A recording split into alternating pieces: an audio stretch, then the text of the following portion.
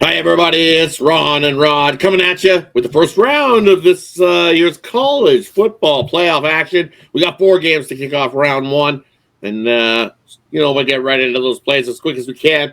And just quickly get to the cappers. I'm Ron, say a little shout out. And then, what we'll do, we get right into these 4 playoff games. First year in the first season of this expanded playoff system. I'm excited. There's some definitely good matchups here. How are you doing, Ron? What do you think of this? I think that's all anybody cares about, Rod. If you look at it, it's kind of like the a version of college basketball's NIT and CBI. Everything else is going on around us. Everybody's waiting for the NCAA Final Four, if you will. So, I'm excited about some games where we don't have opt-outs. We don't have coaching changes. So let's see what these teams can actually do on the field.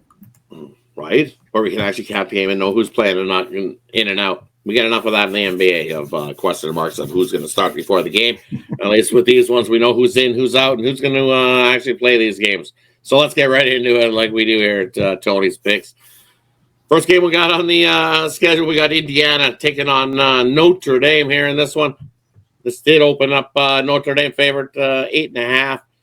Come down a little bit. Some Indiana money's come onto this and made it an actual even touchdown. The total opened up 51.5 up to 52. What do you think here in this one, Ron? Yeah, I did a video on this one. I like Indiana, and I really don't think that Notre Dame's faced a good throwing quarterback like Rourke. And the thing is, the defense of Indiana, only allowing 76 yards per game on the run, which, Notre Dame's going to want to run that ball. Better defense here, and they're only giving up 15 points per game. I know it's going to be in South Bend, and everybody's going to say, well, I don't know if Indiana belongs here. Well, I beg to differ. Notre Dame, if you look at it, they went out to Southern Cal, and Jaden Maeva was filling in for Miller Moss. That guy threw for 400 yards against this Notre Dame defense and 3 touchdowns. And you know what? Probably could have been 5 touchdowns for 2 pick sixes there at the end of the game.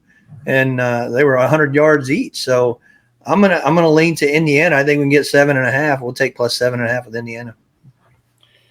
Yeah, I'm leaning that way myself. I think this comes right down to the wire, close game.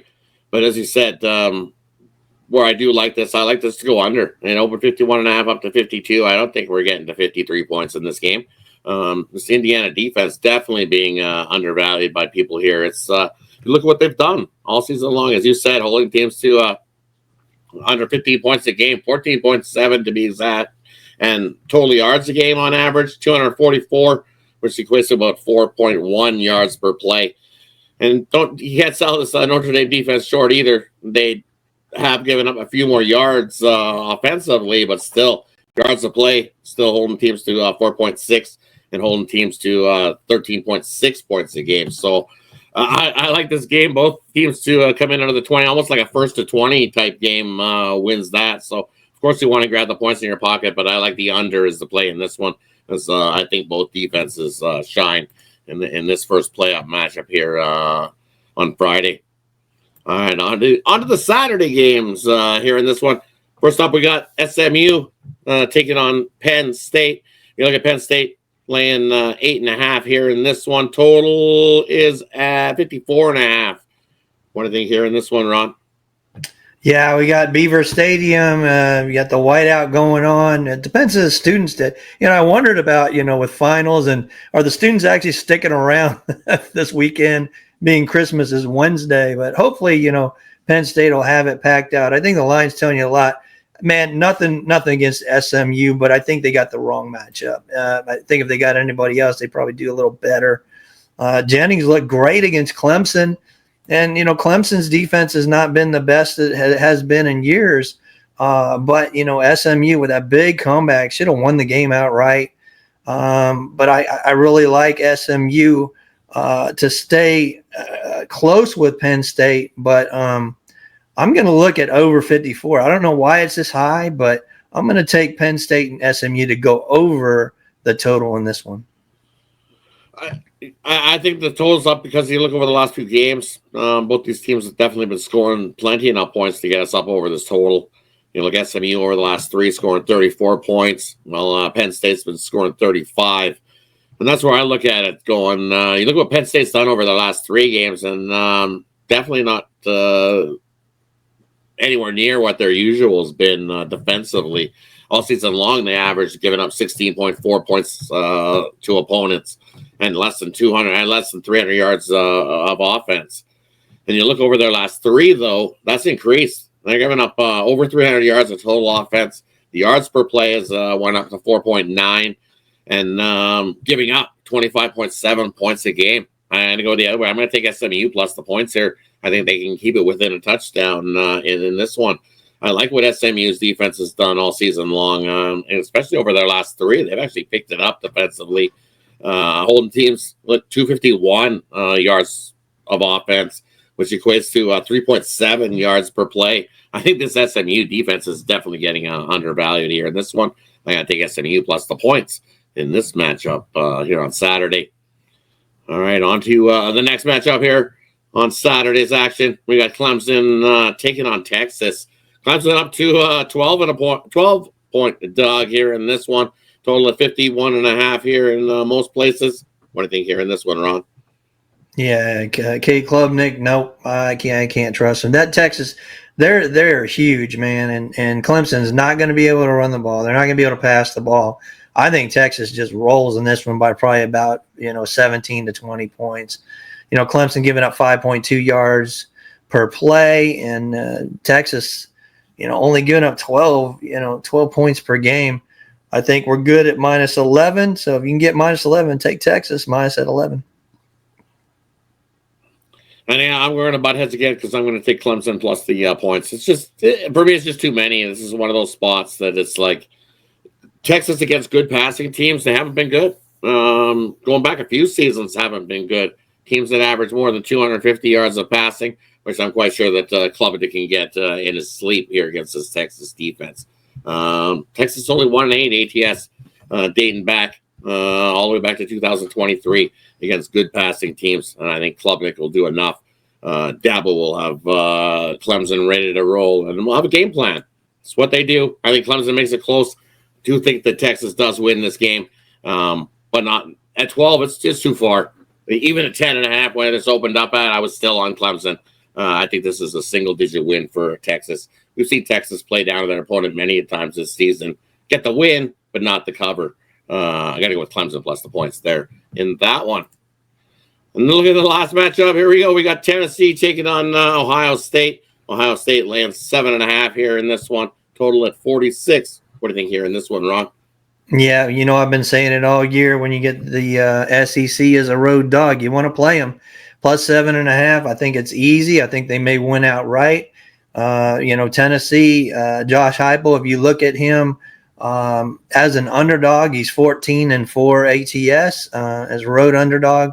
I like the Tennessee Vols. They rush the ball 226 yards per game, only giving up 101 on the ground, and that's 4.2 points yards per play. Should be a low-scoring game, and it kind of shows with that low total right now. The only thing that really bugs me about this game is Ohio State just kind of embarrassed themselves against Michigan, and they may want to right that ship and get it. It's really different this year because, you would have never seen an SEC team, going up north into the cold. We don't know what the weather's going to be at. It's Ohio State. Could be snow. We don't know. But I'm going to look for a better running team and a team that stops the run, and that's going to be Tennessee plus 7.5. So far, the weather is projected. It's looking at be 23 by 23 by near the end of the game with about a 5-mile-an-hour wind. But you never know in Ohio. That weather can change between now and then. But probably pretty close to what it is there. But looking at this one here, you know what? You're looking at these two teams. I like both these teams defensively. You look at what Tennessee's done defensively this season in all season long, holding teams to 13.9 points and under 300 yards of offense. And then over the last three, same thing, under 300 yards of offense, holding teams to 18 points over their last three. And that's what Ohio State's done too. Same defense, even better defensively, holding teams to 10.9 I think this is definitely a lower scoring one. This opened at 46.5 at the total. I think it's still 46.5 in most books now. Maybe come down to 46 in some spaces. I like the under 46.5 here in this one. I think it's going to be a tough sledding for either of these teams offensively. I think both defenses step up here in this one. I lean to Tennessee with you at the plus 7.5. How can you? I don't know if I trust Ohio State to be covering this big number. Tennessee's going to hang there defensively. So, yeah, I'm with you. Take the plus 7.5, but I like the under as the play here in this one. Any final words? What do you guys going this weekend? Else going on this weekend at Tony's Picks here? Yeah, I got a video up on the Indiana Notre Dame game. You can check that out, a more in-depth analysis. Of course, we got NFL on Sunday. I'm currently number 5 this year in NFL, so grab that package for NFL. Doing very well in that. And it looks like we got, about a 3-team parlay. So we got a same-game parlay with Tennessee and the under, and we're taking SMU. We all agree. We all agree. I agree. Let's take that little 3-team parlay there.